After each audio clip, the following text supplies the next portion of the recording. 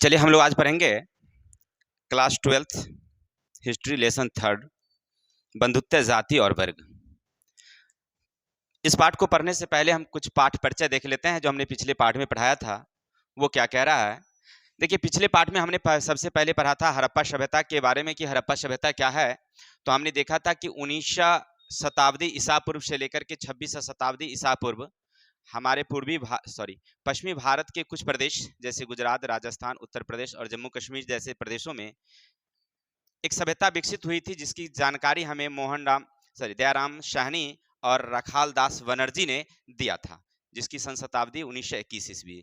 नहीं, ये सभ्यता काफी विकसित हुई थी, इसका विस्तार काफी दूर तक फैला हुआ था और ये भारत की सबसे पुरानी और दुनिया का भी सबसे पुरानी सभ्यता मानी जाती है अभी तक जानकारी के हिसाब से। इसकी जो लिपियां हैं जिसके बारे में हम अभी तक पढ़ नहीं पाए हैं, लेकिन इस पर शोध जारी है। ये सभ्यता का अंत कैसे हुआ इसका कोई लिखित विवरण नहीं है, लेकिन कुछ विद्वानों का मत है कि हो सकता है कि हाँ जलवायु परिवर्तन हुआ और जलवायु परिवर्तन के कारण जितनी भी जनसंख्या थी वो धीरे धीरे क्या हो गई, यहाँ विलुप्त हो गई। दूसरा कारण था यहाँ कि ऐसा माना जाता है कि हो ना हो आग लगी हो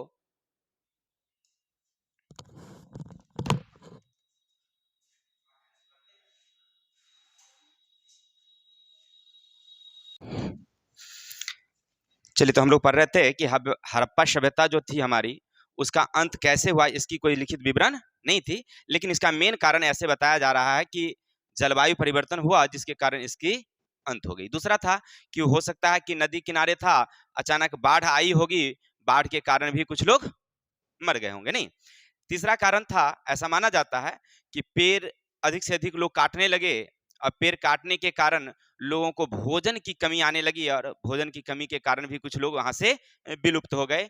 और इसके और से कई कारण हैं जिनमें बाहरी आक्रमण भी है। हो सकता है कि कोई बाहरी आक्रमण हुआ होगा और धीरे धीरे ये सभ्यता के लोग खत्म हो गए। चाहे जो भी कारण था, हड़प्पा सभ्यता खत्म हुई और हम लोग 19वीं शताब्दी से लेकर यानी 1900 शताब्दी ईसा पूर्व से लेकर के 1500 शताब्दी ईसा पूर्व यानी 400 वर्षों का हमें कोई जानकारियां उपलब्ध नहीं है। उसके बाद हमारी दूसरी सभ्यता जानकारी मिली जो मौर्य साम्राज्य 600 शताब्दी ईसा पूर्व से 1500 शताब्दी ईसा पूर्व के बीच में हमारे भारत में मौर्य साम्राज्य का उदय हुआ, जिनमें कुल 16 जनपद बने थे। नहीं, इन 16 जनपदों में मूल रूप से मगध के बारे में हमें जानकारियां मिली, जिनके संस्थापक थे खास करके मगध के जो प्रसिद्ध राजा थे चंद्रगुप्त मौर्य और उनके सबसे प्रसिद्ध राजा अशोक। उनके बारे में हम लोग पिछले अध्याय में पढ़ा था। आज हम लोग पढ़ेंगे जो हमारा है इस अध्याय के 600 शताब्दी ईसा पूर्व से लेकर के 600 ईस्वी के आगे यानी कि 1200 ईस्वी तक के बीच की हम लोग देखेंगे। देखिए अभी तक हमने जो पढ़ा था वो सामान्यतः जितने भी किताबें होती है ना उसमें राजा के बारे में वर्णन होता है कि राजा के बीच में क्या संबंध था, राजा कैसा हुआ करता था, वहां का शासन व्यवस्था कैसी थी। लेकिन इस अध्याय में हम लोग पढ़ेंगे कि आम जनता का जीवन कैसा होता है, आम लोग को जनजीवन किस प्रकार के, स्त्रियों का जनजीवन कैसा है, भाईचारा किस तरह का था, लोग भाई में कैसा संबंध था, इन सब के बारे में हम इसमें पढ़ेंगे। ये अध्याय हमारा क्या कहती है, स्त्री की क्या संबंध था, स्त्रियों के बारे में, इसके बारे में भी हमें जानकारी मिलती है कि स्त्रियों की स्थिति कैसी थी, फिर भाई भाई का संबंध कैसा था, इस सब के बारे में हमें जानकारी मिलेगी इसके बारे में। ठीक है, अब देखते हैं कि इनको पढ़ने से पहले ना हमें महाभारत के बारे में चलना होगा कि महाभारत क्या है। ऐसे हम लोग पढ़ते हैं कि हमारे देश में यानी कि सबसे पहले ऋग्वेद का निर्माण हुआ था जो हम लोग पिछले अध्याय में पढ़े थे, और दूसरे अथर्ववेद, आयुर्वेद और सामवेद, ये 4 वेद थे हमारे। इसके अलावा अनेक उपनिषद हैं, अन्य प्रकार के ग्रंथ हैं, जिनमें एक महाभारत भी हमारे ग्रंथ हैं। ये बहुत बड़ा ग्रंथ है, ऐसा नहीं कि छोटा ग्रंथ है, महाभारत एक बहुत बड़ा ग्रंथ है। हम जो पढ़ते हैं वो उसका शेष अंश हिस्सा ही है। ऐसे महाभारत को बहुत बड़ा, इसको हिंदुओं का ना पंचम ग्रंथ कहा जाता है, याद रखेंगे। हिंदुओं का ये क्या है, पंचम ग्रंथ है। और इसमें एक राजा की क्या स्थिति होती है और एक जनता का क्या स्थिति है, इन सारे बातों को उसमें लिखा गया है। महाभारत का पहला नाम जो था यानी प्रारंभ में जब निर्माण हुआ था तो इसका नाम था जय संहिता, और इसके लेखक कौन थे, तो महर्षि वेद व्यास थे। ठीक है, महर्षि वेद व्यास। लेकिन हमारा इतिहास क्या कह रहा है कि इसको बनाने में ना 500 ईस्वी ईसा पूर्व से लेकर के 500 ईस्वी तक हुआ है, यानी 500 शताब्दी पहले से लेकर के 500 ईसा पूर्व तक, यानी कुल 10 हो गया, यानी इतना 100 वर्षों, 10 100 वर्षों यानी 1000 वर्ष समझिए, एक तरह से 1000 वर्ष लगा है तो आपके दिमाग में एक बात आता होगा कि सर आप जब कहते हैं कि महाभारत के लेखक वेद व्यास हैं, तो क्या बताइए कि वेद व्यास जी इतने सालों तक जिंदा थे? नहीं, ये निर्माण करने का काम क्या था वेद व्यास जी? निर्माण करने का काम वेद व्यास किया, लेकिन बाद में लोग संशोधन करते गए और आज जो महाभारत है इसमें कई लोगों का योगदान है। अकेले केवल वेद व्यास जी नहीं लिखे थे, लेकिन जिन्होंने शुरुआत किया उन्हीं का नाम हम लोग पहले लेते हैं कि हमारा वेद व्यास जी महाभारत के लेखक हुए। जानते हैं, जब महाभारत लिखा गया था उस समय मात्र 10,000 श्लोक थे। कितने थे? 10,000। और अभी वर्तमान में उसमें 1,00,000 श्लोक हैं। कितने श्लोक? 1,00,000। अब बताइए कि 10,000 श्लोक उस समय था, फिर 1,00,000 श्लोक कैसे आया इसमें? तो आखिर किसी ने किसी इसमें ऐड करते गया ना, जोड़ते गया, नई नई बातें, नई नई चीजें लिखते गए, तो जाकर के एक महाभारत का निर्माण हुआ है।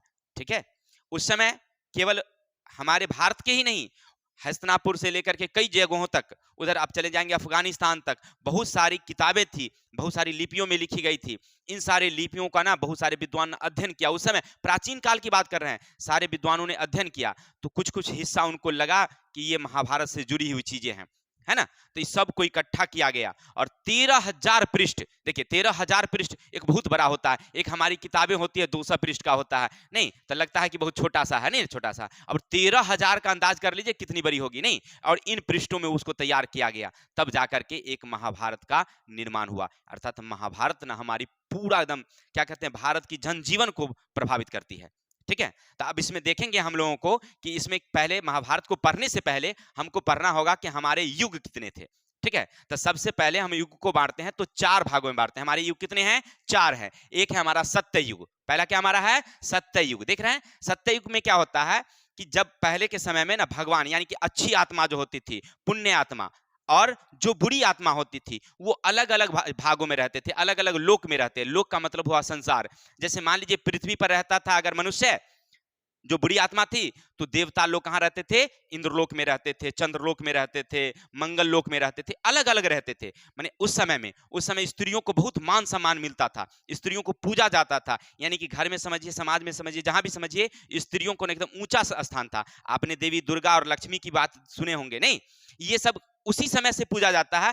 ऐसे हम लोग आज भी पूज रहे हैं, लेकिन स्त्रियों को मान सम्मान देना, समझिएगा, ऐसे भी हम लोग समझते हैं कि जिस घर में स्त्रियों की मान सम्मान ज्यादा होती है ना, पूजा होती है ना, उस घर में लक्ष्मी भी निवास करता है। ऐसे हमारे हिंदू धर्म की मान्यताएं हैं और ऐसा होता भी है। ठीक है, अब ध्यान रखिएगा, घर में जो स्त्रियां हैं ना उसको मान सम्मान देना चाहिए। ठीक है, उनको हर बात का ख्याल रखनी चाहिए। तो हमने देखा कि हमारे यहाँ जो है ना सतयुग जब था, तो सतयुग में स्त्रियों को सबसे ज्यादा सम्मान मिलता था। और जो बुरी आत्मा थी और अच्छी आत्मा थी, दोनों अलग अलग लोक में रहते थे, अलग अलग संसार में रहते थे। इसके बाद आया हमारा दूसरा आया, उसमें आया ये त्रेता युग। त्रेता युग में था कि जो अच्छी आत्मा थी, यानी कि महान जो भगवान समझिए एक तरह से, और जो बुरे आत्मा थे वो दोनों एक ही लोक में रहते थे, माने एक ही लोक में आ गए। पहले अलग अलग रहते थे, दोनों का अलग अलग घर हुआ करता था, लेकिन माने एक लोक में दोनों नहीं था। एक पृथ्वी पर रहता था तो एक चंद्रलोक में रहते थे, एक चंद्रलोक में थे, दूसरे मंगल लोक में रहते थे, अलग थे। लेकिन जब त्रेता का समय जब आया, तो त्रेता में क्या हुआ, जो पुण्य आत्मा थी और दुष्ट आत्मा थी, आप देख रहे हैं पुण्य आत्मा और दुष्ट आत्मा वो एक ही लोक में आ गए। माने पृथ्वी पर जब आए तो दोनों पृथ्वी पर ही आ गए। अब दोनों एक साथ रहने लगे पृथ्वी पर। जैसे आपने रावण और राम की कहानी सुना होगा, त्रेता की कहानी है ये, रावण और राम की कहानी त्रेता। रावण क्या था? दुष्ट आत्मा था। ठीक है, और ऐसे वो दुनिया का सबसे बड़ा विद्वान। रावण इतना विद्वान नहीं था, लेकिन उसके पास इतना ना घमंड हो गया अपनी बल का, ताकत का, कि वो गलत कर गया। ठीक है ना, चलिए वो सब की बात हम रामायण में पढ़ेंगे। फिलहाल हम लोग पढ़ते हैं महाभारत की कहानी है, तो इसको देखते हैं कि हमारा किताब क्या कह रहा है। तो वो क्या था कि रावण जो था वो दुष्ट आत्मा था और भगवान अच्छे आत्मा थे राम, लेकिन दोनों एक ही लोक में रहते थे, पृथ्वी पर रहते थे, नहीं रहते थे। रामचंद्र जी का जन्म अयोध्या में हुआ था, जो उत्तर प्रदेश में था, और रावण जो श्रीलंका में था, लेकिन वो तो पृथ्वी पर था ना, नहीं। तो एक ही लोक में रहते थे, ये उस समय त्रेता में। इसके बाद आया द्वापर युग। द्वापर युग में पुण्य आत्मा जो होती थी और जो दुष्ट आत्मा होती थी, वो दोनों जो हो कहाँ रहते थे? एक ही घर में रहते थे। जिसमें आपने सुना होगा महाभारत की कहानी वही हुई है। कब? जब कौरव यानी कि दुर्योधन और पांडव यानी युधिष्ठिर, युधिष्ठिर को अच्छी आत्मा कहा गया है, वो सत्यवादी थे, और दुष्ट कौरव जो था यानी दुर्योधन, वो दुष्ट आत्मा थी, लेकिन एक ही घर में रहते थे। अर्थात दोनों अलग अलग घर नहीं थे, घर में आ गए। आप देखिए, पहले जो सतयुग था उसमें दुष्ट आत्मा और पुण्य आत्मा अलग अलग लोक में रहते थे। त्रेता जब आया तो दोनों एक जगह हो गए, एक पृथ्वी पर हो गए, एक लोक में हो गए। और जब द्वापर आया तो एक घर में आ गए, नहीं। कलयुग जब आया तो सब एक में आ गया। अच्छा आत्मा भी हमारे शरीर में और बुरा आत्मा भी हमारे शरीर में। आप अगर हमारे साथ अच्छा करते हैं तो हम आपके लिए अच्छा करेंगे, अगर आप हमारे साथ बुरा करेंगे तो हम आपके साथ बुरा करेंगे। यानी अच्छाई भी हम में है और बुराई भी है। अब आपको देखना है कि हम में क्या देख रहे हैं, आप नहीं देख रहे हैं। तो ये हमारी क्या है, कलयुग में आ गया। नहीं, कलयुग में ऐसा समय आ गया है और अभी जो हम लोग कलयुग में रह रहे हैं। कब रह रहे हैं? कलयुग में, हमारा कलयुग चल रहा है। चलिए, अब महाभारत को किस नामों से जाना जाता है तो याद रखेंगे, पुराना नाम इसका क्या था? जय संहिता। आपसे ऑब्जेक्टिव क्वेश्चन में पूछता है कि महाभारत को किस नाम से जाना जाता था तो लिखेंगे जय संहिता। ठीक है। उसमें प्रारंभ में इसकी कितनी, इसकी रचना में 1000 वर्ष लगा है, याद रखेंगे 1000 वर्ष, यानी 500 ईसा पूर्व से लेकर के 500 शताब्दी तक चला गया, यानी कि बहुत लंबा समय लगा है। नहीं, और इसको बनाने में मूल रूप से किनका योगदान? वेद व्यास का, जो हमने पढ़ा था। केवल इनका ही योगदान नहीं, बहुत सारे लोगों का योगदान है। ठीक है। अब महाभारत युद्ध के बारे में थोड़ा सा जानते हैं। देखिए, महाभारत युद्ध जो था ना, यहाँ लिखा नहीं गया है, महाभारत युद्ध जो हुआ वो 18 दिनों तक हुआ था और एक भयंकर युद्ध हुआ। उस समय जितने राजा थे, यानी कि आपने पढ़ा था ना 16 जनपद, इन 16 जनपदों में हस्तिनापुर यानी दिल्ली, दिल्ली का जो राज था वो बहुत बड़ा था और वहीं ये लोग रहते थे, पांडव कौरव सब वहीं रहते थे। इसकी लड़ाई का मेन कारण था धन की। देखिए, पहले जो हमारा सतयुग था ना, उसमें मतलब क्या कहते हैं उसको, किसी को अपनापन नहीं था। अपना का मतलब क्या, कि ये धन हमारा है, ये हमारा घर है, इसकी कोई भावना नहीं थी लोगों में। यानी सब लोग निराले थे, जितना भोजन उनको चाहिए उतना भोजन मिल जाता था, संतुष्ट हो जाते थे। जैसे आज पक्षियों में होती है, आप एक बोरा अनाज छीड़ दीजिए, वो आएगी, भोजन करेगी, उड़ जाएगी, उसके भविष्य की चिंता नहीं होती है। लेकिन आज अगर मान लीजिए आपके यहाँ भोज हो, नहीं तो हमारी सालों को देखिएगा, कम से कम एक गमला उठा के जरूर ले आएगी, नहीं आएगी कि भाई कल भी इसको हम खाएंगे, नहीं खाएंगे, ये आशा लगा के रखती है। यानी कहने का अर्थ है कि हम लोगों के मनुष्य में क्या है, एक ऐसी आदतें बन चुकी थी, नहीं बन चुकी थी। लेकिन सतयुग में इस तरह का नहीं था कि भविष्य में हम क्या करेंगे, इनकी चिंता उनको नहीं थी। लेकिन ये धीरे धीरे धीरे धीरे कब आया, जब द्वापर में आया ना, तो द्वापर में बस उत्तराधिकारी के कारण युद्ध हुआ था। जानते हैं महाभारत में जब ये पांडव थे, तो पांडव के भाई यानी कि धृतराष्ट्र, वे बड़े भाई थे लेकिन वे अंधे थे, तो पांडव को राजा बनाया गया। और उस समय क्या होता था, नियम था, पितृसत्तात्मक था, पिता का पुत्र ही राजा बनता था। यानी जो पिता होते थे राजा, उसका जो बड़ा बेटा होता था वो राजा बनता था। और उस परिवार में थे धृतराष्ट्र बड़े, लेकिन पांडव के बड़े बेटे युधिष्ठिर का जन्म हुआ पहले। ठीक है। परिवार में 2 बेटे थे, एक पांडव और एक धृतराष्ट्र। धृतराष्ट्र को एक सा बेटा था और पांडव 5 भाई थे। ठीक है ना, जिनमें युधिष्ठिर का जन्म पहले हुआ, छोटा भाई का बेटा पहले हुआ।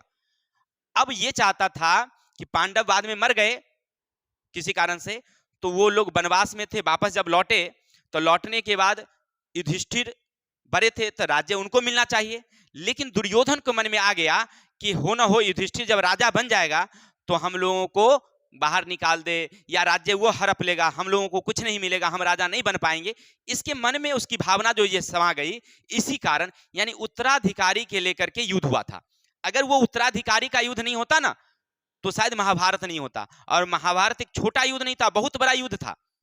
ठीक है। उस समय जितने जनपद थे, यानी 16 जनपद आपने जो पीछे पढ़ा पिछले अध्याय में, वो 16 जनपद के सभी राजा लड़े थे। पंचाल, सूरसेन, अवंती, कौशल, गंधार, जितने राजा थे सब राजा महाभारत में युद्ध में आ गए थे।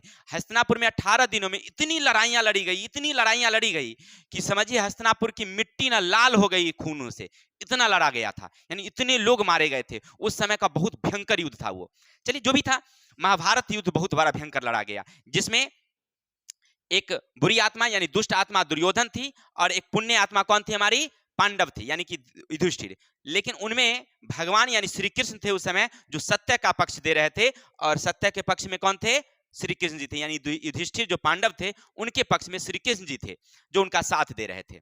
ऐसे उस समय ना ब्राह्मणों का बहुत बड़ा स्थान था, और ब्राह्मणों में खास करके जो थे राज करने का काम जो होता था, क्षत्रिय होते थे, क्षत्रिय राजा का काम करते थे। उस समय ना जितने भी राजा होते थे वो क्षत्रिय ही होते थे मूल रूप से। लेकिन कभी कभी ऐसा होता था कि जो शूद्र वन में है, जो वैश्य में है, या कोई दूसरा ब्राह्मण में है, कोई ऐसा कोई चक्रवर्ती लोग आ जाते, कोई ऐसा बच्चा जन्म ले लेता था जो बहुत ही प्रतापी, बहुत ही क्या होते थे, बलशाली होते थे। तो वो क्या करते थे, कि मतलब अपने बल से, अपने बदौलत क्या करते थे, राज्य कर लेते थे, पूरा देश पर शासन कर लेते थे। राजा होने का उन्हें अधिकार नहीं था। हमारा जो धर्म ग्रंथ कहता है कि ऐसा नहीं कर सकता था कोई भी, जो वैश्य हो, कोई शूद्र हो, वो राजा नहीं बन सकता था। बनेगा राजा कौन? तो क्षत्रिय या तो ब्राह्मण, क्षत्रिय या ब्राह्मण। राज करने का काम उन्हीं को दिया गया था। पढ़ने पढ़ाने का काम ब्राह्मण करेंगे, ना कि हाँ कभी कभी क्षत्रिय कर लेते थे। लेकिन वैश्य और शूद्र का काम था ना, वो क्या करते थे, वो नीचे स्तरों का काम करते थे। व्यापार करना, कृषि करना, सेवा करना, चंडाली का काम करना, मवेशी उठाना, ये सब काम नीचे स्तर के काम करेंगे, पढ़ने पढ़ाने का काम वो। लेकिन इसी में से यानी कि जो शूद्र होते थे या वैश्य होते थे, उन्हीं में से कोई बच्चा ऐसा जन्म ले लेता था जो काफी चक्रवर्ती होता, कोई अच्छा प्रतापी हो जाता अपने गुणों के कारण। समझिए, माने एक भाग्य समझिए ऐसा, कि भाग्य उसका ऐसा होता था। जैसे आपने राजा अशोक के बारे में, चंद्रगुप्त मौर्य के बारे में सुना, ऐसे हमारा किताब कह रहा है कि चंद्रगुप्त मौर्य जो हैं वो शूद्र परिवार के थे, माने न्यूनतम जाति के थे, ठीक है ना। लेकिन कुछ ग्रंथ ऐसे भी हैं वो कहते हैं कि नहीं, ये ब्राह्मण जाति के थे। चाहे जो भी हो, लेकिन वो थे शूद्र, ठीक है। शूद्र थे, लेकिन अपने प्रताप, अपने पुण्य, अपनी शिक्षा बदौलत आप दिखाओ कि वो पूरे भारत पर शासन किया। जैसे अभी देखिए वर्तमान की बात, हमारे देश में बहुत छुआछूत थी, लेकिन जब हमारे बाबा साहब भीमराव अंबेडकर जब आए तो सारे छुआछूत को क्या कर दिए, खत्म कर दिए। उनकी अपनी तीक्ष्ण बुद्धि के कारण हुई। ठीक उसी तरह से उस समय ऐसा हुआ करते थे। जैसे आपने श्री कृष्ण का नाम सुना होगा, वो क्षत्रिय नहीं थे, वो तो यदुवंशी थे, ग्वाला थे। और ग्वाला का काम क्या था, तो खेती बाड़ी करना, पशुपालन करना। लेकिन वो तो शासन किए हैं ना जी, राजा थे ना वो, नहीं। अर्थात कभी कभी ऐसा हुआ करता था कि दूसरे राजा आ जाते थे और मतलब दूसरे जाति के लोग राजा बन जाते थे, लेकिन सामान्यतः उस समय ऐसा होता था। अब महाभारत की कहानी पर लौटते हैं। तो महाभारत में काम था किसका था, कि क्षत्रिय का काम था। ये लोग तो क्षत्रिय थे, लेकिन वहां पर एक और थे, गुरुद्रोण। गुरुद्रोण जो थे वो ब्राह्मण थे, और उनका काम था क्षत्रिय कुल के लोगों को, यानी कि जो राजा थे उनके बेटों को शिक्षा देना, युद्ध की शिक्षा देना, ठीक है ना, पढ़ाना लिखाना उनका काम। वहीं का एक छोटा सामान्य शूद्र का बच्चा था एकलव्य, ठीक है ना। और एकलव्य वो चाहता था कि हम क्या बने, अच्छे पढ़े लिखें। गुरुद्रोण के पास गया और कहा, गुरुजी हमें शिक्षा लेनी है। उन्होंने कहा कि हम ब्राह्मण के बच्चे को ही शिक्षा देते हैं, दूसरे शूद्र के बच्चे को शिक्षा नहीं देते हैं। देखिए बच्चा बहुत तीक्ष्ण था, वो सोचा कि हम क्यों ना पढ़ेंगे, हम क्यों ना जानेंगे। वो क्या करते हैं, गुरुद्रोण की एक प्रतिमा बना लेते हैं। अब प्रतिमा बना करके और अभ्यास करना शुरू करते हैं। देखिए केवल उनकी प्रतिमा से, गुरु की प्रतिमा को लेकर सामने रखता है और वो अभ्यास करना शुरू करता है। कुछ ही दिनों में वो अच्छा धनुर्धर हो जाता है। एक बार की बात है, गुरुद्रोण अपने शिष्यों को शिक्षा देने के लिए जंगल में जा रहे होते हैं। कुछ कुत्ता भौंकता है, बस एकलव्य वहीं पर था आसपास में। एकलव्य पर वो कुत्ता भौंकता है, वो एकलव्य क्या करता है, ऐसा तीर मारता है उसके, किस में लग जाता है, लोल में, यानी उसको क्या कहते हैं, जिह्वा, जिह्वा में लग जाता है तीर। जैसे जिह्वा में तीर लगता है ना, वो कुत्ता भागते हुए जाता है किधर, गुरुद्रोण के आसपास में। गुरुद्रोण देखते हैं भाई ये कुत्ता उधर से आया, कौन ऐसा धनुर्धर है। जब जाते हैं तो वो एकलव्य प्रणाम करता है, गुरुजी कि आपकी प्रतिमा से ही हमने कुछ सीखा है बस। गुरुद्रोण कहते हैं कि तुमने तो चोरी कर लिया है शिक्षा का, तुमने मांगा नहीं, लिया नहीं, क्या किया है, चोरी किया है। जबकि एकलव्य तो वो कुछ किया ही नहीं था। तो गुरुद्रोण कहते हैं कि गुरु दक्षिणा तो मेरा बनता है ना, गुरु दक्षिणा ही मुझे दे दो। तो क्या लेंगे, तो उसने दाएं हाथ की अंगूठा मांग लिए थे। देखिए ये वहां पर क्या होता है, थोड़ा सा भेदभाव होता है। नहीं, एक ब्राह्मण यानी कि ब्राह्मण का बेटा पढ़े, एकलव्य सॉरी अर्जुन पढ़ा, वो अच्छे, क्योंकि गुरुद्रोण के शिष्य थे। अच्छा अगर धनुर्धर नहीं भी था तो गुरुद्रोण ने उन्हें घोषित कर दिया कि ये दुनिया का सबसे बड़ा गांडीवधारी है। जबकि एकलव्य के सामने अर्जुन कुछ नहीं था, ठीक है, और कर्ण के सामने अर्जुन कुछ नहीं था धनुर्सेनालय में। लेकिन गुरुद्रोण का शिष्य था ना भाई, जिनका गुरु का मान सम्मान इतना हो, बड़ा गुरुद्रोण हो। अब जिसका गुरु बड़ा, शिष्य बड़ा। नहीं, अपनी कहानी हमने एक बार सुनाया होगा, आप नहीं तो सुन लीजिए। वो ऐसे कि जब हमारे मंगलयान छोड़ा गया था, मंगलयान, तो उस समय डॉक्टर एपीजे अब्दुल कलाम इसरो के जे चीफ डायरेक्टर बने हुए थे। माने वो मंगलयान जो है ना, मंगलयान को मतलब भेजने में इनका बहुत बड़ा योगदान था, यही कर रहे थे, प्रोजेक्ट का नियंत्रण कर रहे थे। लेकिन मंगलयान ना पहली बार इनका फेल कर गया। जब फेल कर गया ना तो एपीजे अब्दुल कलाम बहुत हतोत्साहित हो गए और मतलब काफी चिंता में हो गए। अब मीडिया वाले इनको खोज रहा था कि भाई एपीजे अब्दुल कलाम कहाँ हैं। तो उनके जो गुरु थे, यानी इनके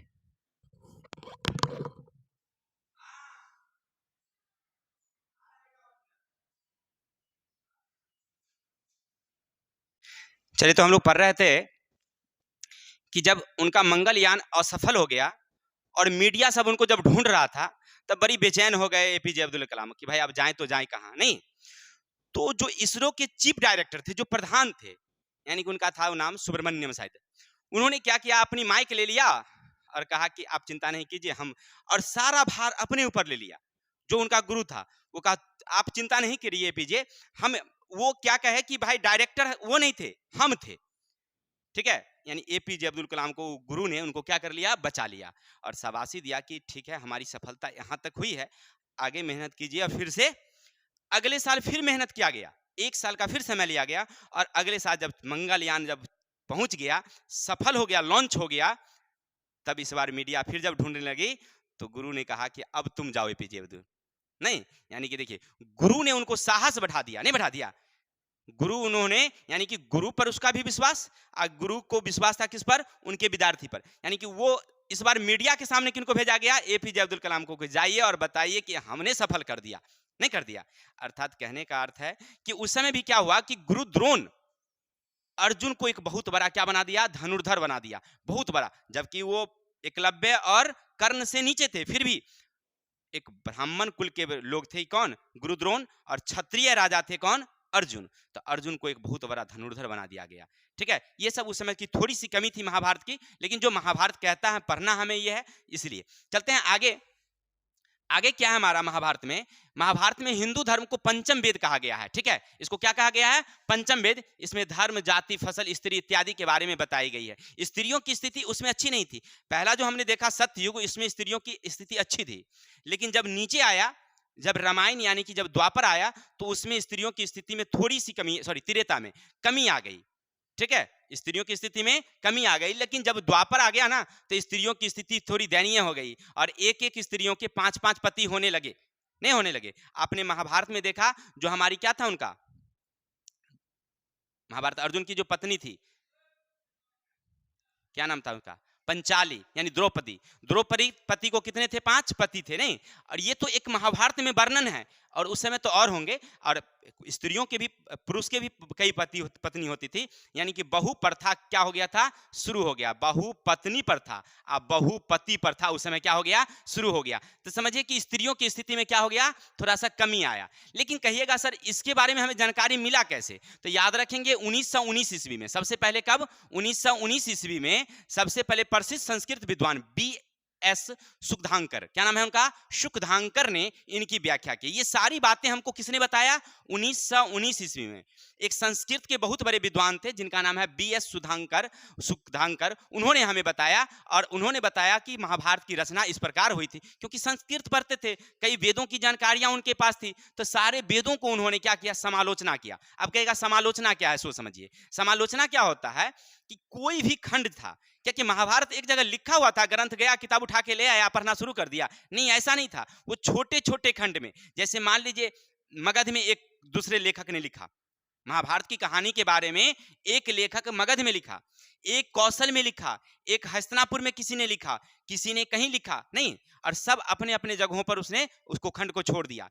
लेकिन बाद में सारे खंडों को जब पढ़ा गया तो उसको लगा कि ये तो महाभारत का हिस्सा है। हमने जो उत्तर प्रदेश में पढ़ा, यानी मगध में जो पढ़ा, नहीं, जो अवध में पढ़ा हमने, और वही आज हस्तिनापुर में पढ़ रहे हैं, सब एक ही चीज से जुड़ा हुआ है। अर्थात ये कहानी एक ही समय की घटना की लिखी गई है, सब अलग अलग लोगों ने लिखा है, समझे बात को। जैसे मान लीजिए अभी कोई घटना हो रही है, तो कोई उत्तर प्रदेश में लिख करके किताब को छोड़ दिया, उनकी मृत्यु हो गई। कोई मान लीजिए मध्य प्रदेश में लिखा, उनकी मृत्यु हो गई। कोई मान लीजिए जम्मू कश्मीर में लिखा, उनकी मृत्यु हो गई, और सारी किताब रखी हुई है, नहीं। बाद में कोई लोग आए तो मध्य प्रदेश वाला भी पढ़ा, अभी की घटना के बारे में उनको जानकारी मिली, फिर बाद में उत्तर प्रदेश के बारे में पढ़ा, उनको जानकारी मिली, फिर जम्मू कश्मीर वाले किताब को पढ़ा, उनकी जानकारी मिली। ऐसे धीरे धीरे जब पढ़ते गए तो सब के बारे में जानकारियां उनको मिलती गई, तो उसको समालोचना कहते हैं, यानी कि क्रमबद्ध तरीके से सब चीजों को पढ़ करके, समझ करके 13,000 पृष्ठ, कितना, 13,000 पृष्ठ बनाया गया, और उसका नाम रखा गया उस समय जय संहिता, ठीक है ना। महाभारत नाम नहीं था, जय संहिता था, ठीक है। चलिए देखिए, पांडुलिपि क्या था कि उस समय जो लिखने की लिपि थी ना, वो पांडुलिपि थी, जिनमें क्या होता था कि चित्र के द्वारा लिखा जाता था, और उसमें खास करके जो कागज होते थे उस पर लिखे जाते थे, भोजपत्र होते थे उस पर लिखे जाते थे, या बड़े बड़े मिट्टी के जो है ना पात्र बना करके उस पर लिखे जाते थे, या कपड़ा होता था उस पर लिखे जाते। देखे होंगे राजा महाराजा होते थे तो राजा महाराजा को जब अध्यादेश जारी करना होता था तो वह ऐसे करके खोलते थे, उस कागज को पढ़ते थे, नहीं तो कागज किसका रहता था, कपड़े का रहता था, कपड़ा पर लिखा जाता था। इस तरह से पांडुलिपि उस समय था और उसी लिपियों को आज इकट्ठा किया गया है तो महाभारत बनाया गया है। महाभारत के समालोचनात्मक का परिणाम पूरे भारत में पांडुलिपि में एक समानता नजर आई। यानी कि उस समय जो महाभारत लिखा गया, इसकी सबसे बड़ी बात खासियत क्या थी कि पूरे भारत में जितने भी थे ना, वो सब एक ही जगह थे, माने एक रंग के लिपि थी। अर्थात इससे ये पता चलता है कि हमारे पूरे भारत में जितनी लिपियां थी सब क्या था, एक था। समझ रहे ना, जितनी लिपियां थी एक जैसी थी। पांडुलिपि यानी कहने का अर्थ है कि पूरे भारत में एक जैसी लिपियां लिखी गई थी। अब तो समझ गए। अब चलते हैं थोड़ा सा हम लोग, उस समय तमिल, पाली, प्राकृत भाषा में समानता पाई गई है। तमिल कहाँ था, दक्षिण भारत में था, नहीं। पाली भाषा कहाँ था, हमारे उत्तर भारत में था। और प्राकृत भाषा कहाँ तक था, पढ़े थे हम लोग पिछले अध्याय में, अफगानिस्तान तक। तो अब तो समझ गए ना कि एक दक्षिण भारत का हिस्सा तमिलनाडु, दूसरा चले जाइए आप उत्तर भारत, और तीसरा चले जाइए अफगानिस्तान। अर्थात सब जगह की लिपियां, भाषा एक जैसी थी। अर्थात पूरे भारत में एक जैसी समानताएं देखने को मिली थी। ठीक है, अब पढ़ते हैं हम लोग वेद के बारे में थोड़ा सा कि भाई हमारा वेद क्या है। ठीक है, वेद एक प्रकार का साहित्य है जिसका अर्थ होता है ज्ञान। वेद क्या हमारा, एक प्रकार का साहित्य है जिसका अर्थ क्या होता है, ज्ञान होता है। अब देखिए, इसमें हम लोगों को वेद में ना कई तरह की जानकारियां मिलती है। जैसे में देखेंगे, पहला हमारा है ऋग्वेद। अब देखिए, वेदों को कितने भागों में बांटा गया है, 4 भागों में बांटा गया है, जिनमें पहला हमारा क्या है, ऋग्वेद है। ठीक है, अब ऋग्वेद क्या कहता है समझेगा। ऋग्वेद जो थे वो मतलब पहला वेद था। इनमें ना जो ऋषि मुनि होते थे या जो राजा महाराजा होते थे वो लोग यज्ञ करते थे। ठीक है ना, इन सब के बारे में उसमें वर्णन किया गया है कि वेद जो होते थे वो ऋग्वेद, उसमें किसका वर्णन, यज्ञ के बारे में, इनमें देवता के बारे में वर्णन किया गया है। जो देवता लोग होते थे ना उनके गुणों का वर्णन किया गया है। इसके बाद सबसे पुराना वेद है यजुर्वेद। इसमें क्रिया और यज्ञ का वर्णन किया गया। राजा महाराजा जो क्रिया करते थे, जो भी काम होता था, और जो यज्ञ होता था, जैसे आप अश्वमेध देखें, यज्ञ या अन्य प्रकार का यज्ञ जो देखते हैं, इस सब का वर्णन किसमें है, आयुर्वेद में। इसमें कई मंत्रों को लिखा गया है। वेद में जो लिखा जाता है मंत्र, जो आप यज्ञ करते होंगे, कई प्रकार के भगवान की पूजा करते हैं, जो मंत्र पढ़ता है ना लोग, तो वो सब मंत्र कहाँ पर है, आयुर्वेद में है। इसके बाद है एक सामवेद। इसमें पूजा पाठ की इत्यादि उपासना के बारे में लिखा गया है कि आप जो पूजा पाठ करते हैं ना, उनकी उपासना किस तरह से भगवान के बारे में करेंगे। इस सब को किसमें लिखा गया है, सामवेद में। और अथर्ववेद, इसमें गुण, धर्म, आरोग्य के बारे में मंत्र हैं कि आप कैसे स्वस्थ रहेंगे। इन सब को कहाँ लिखा गया है, आयुर्वेद में। तो वेद को कितने भागों में बांटा गया, 4 भागों में। ठीक है, देखिए महाभारत में हम लोग पढ़ रहे थे, महाभारत का युद्ध जो हुआ था ना, इसमें जो उनकी माँ थी गंधारी, किनकी, दुर्योधन की माँ, ये भी उनको मना किया था कि देखो युद्ध नहीं करो, क्योंकि कोई माँ ये नहीं चाहती है कि हमारा बच्चा युद्ध करे, क्योंकि युद्ध में कोई भी मर सकता है, नहीं मर सकता है। तो गंधारी को भले बेटा 100 था, लेकिन वो चाहती थी कि हमारा बेटा युद्ध नहीं करे। ठीक है, जब श्री कृष्ण जी वहां पर आते हैं संधि वचन लेकर के, क्योंकि महाभारत की घटना आप सुने होंगे या नहीं सुने होंगे, सुन लीजिए। क्या होता है कि जब प्रारंभ में पांडव जब मर जाते हैं, तो पांचों भाई जब हस्तिनापुर वापस आते हैं, तो दुर्योधन भीम से बहुत जलता था, तो भीम को उठा करके यमुना नदी में फेंक देते हैं। फिर वहां से बच जाता है, वहां से फिर वापस आता है। फिर इनको लक्षागिरी में भेजा जाता है। लक्षागिरी में जब वहां से बच जाते हैं, तब फिर इनको युद्ध कीड़ा में बुलाया जाता है। युद्ध कीड़ा में खेलने के बाद इनको सब कुछ जीत लिया जाता है। फिर वनवास भेजा जाता है। वनवास में जब 13 वर्ष हो जाता है दुर्योधन को, ये युधिष्ठिर को, तो श्री कृष्ण जी वापस आते हैं किसके पास, दुर्योधन के पास, कि देखिए आपने उनके साथ बहुत सारा अन्याय किया है और हर बार वो अन्याय को सहते गए हैं, लेकिन आप इस बार ना उनका या तो आधा राज्य दे दीजिए, क्योंकि 2 भाई हैं तो 2 भाई में आधा हस्तिनापुर उनका होना चाहिए, तो आप उनको दे दीजिए। अगर उसमें भी आपको देने में दिक्कत है तो कम से कम 5 गांव दे दीजिए आप। ठीक है, 5 गांव, 5 भाई हैं, 5 गांव दे दीजिए, 5 गांव से ये खुश हो जाएंगे युधिष्ठिर। ठीक है ना, लेकिन दुर्योधन कहता है कि नहीं, हम एक सुई का नोक भी नहीं देंगे बिना युद्ध का। युद्ध कहिए करे, तब युद्ध में अगर जीतेगा तो मिलेगा नहीं। और ये बात जब गंधारी के पास पहुंचती है, तो गंधारी समझाता है बेटे को कि बेटे धन के लिए लड़ते नहीं हैं, ठीक है, इसीलिए तुम संधि वचन मान लो। लेकिन दुर्योधन उनकी बात को नहीं मानता है। वहां पर बहुत सारे लोग थे, ठीक है, वहां पर थोड़ी गलती किनकी हो जाती है, जो हमारे भीष्म पितामह थे, जो सबसे उस कुल के सबसे बड़े थे, और वो चाहते तो युद्ध रुक सकता था, लेकिन वो भी नहीं बोलते हैं। इसके अलावे वहां पर ये गुरुद्रोण के, सॉरी, धृतराष्ट्र के एक भाई थे जो नीति विदुर थे, उन्होंने भी उनको समझाया, लेकिन उनकी भी बात को नहीं माना गया। अर्थात दुर्योधन के हट के कारण ये युद्ध हुई थी। अगर दुर्योधन नहीं हट करता तो शायद युद्ध नहीं होता। चलिए, जो भी हुआ, युद्ध तो हुआ ही नहीं। और युद्ध की घटना में क्या होता है कि दुर्योधन के जितने लोग थे बारी बारी से मरते जाते हैं। ऐसे पांडव की तरफ से भी बहुत सारे लोग मारे जाते हैं, ठीक है, लेकिन उस समय थोड़ी सी अन्यायियां हुई नहीं। सत्य सत्य। अब चलते हैं, दूसरा कुछ और गलतियां हुई थी। गलतियां क्या हुई सो देखिए। एक थी, ऐसे तो ब्राह्मण में उस समय शादी का प्रथा अलग अलग थी, अलग अलग लोग शादी करते थे, नहीं मतलब गोत्र बदलना नहीं था। गोत्र एक, मतलब जैसे ब्राह्मण है तो ब्राह्मण में शादी, अभी भी जैसे होता है हम लोगों में होता है, नहीं होता है कि जो जिस जाति के लोग हैं उसी जाति से शादी करेंगे। लेकिन अब थोड़ा सा धीरे धीरे मॉडर्न में आता जाता है तो लोग कर लेते हैं, लेकिन पहले ये सब था, ठीक है। लेकिन उस समय भी द्वापर में जब आया ना तो ये सब प्रथाएं धीरे धीरे बदलने लगी। द्वापर से, ये तो कलयुग में हम लोग हैं, लेकिन द्वापर में बदलने लगी। एक ये थी हिडम्बा। हिडम्बा ये कौन थी? राक्षसनी थी। और भीम को देख करके उससे लोभ हो गया कि भीम बहुत अच्छा था, उसको मन हुआ कि हम इसी से शादी करें। वो लोभित हो गई और उसे अंत में माने काफी परेशानियों के बाद उसकी शादी हुई। शादी होने के बाद उसे एक बेटा भी हुआ था उसका, ठीक है। ये हिडम्बा की बात।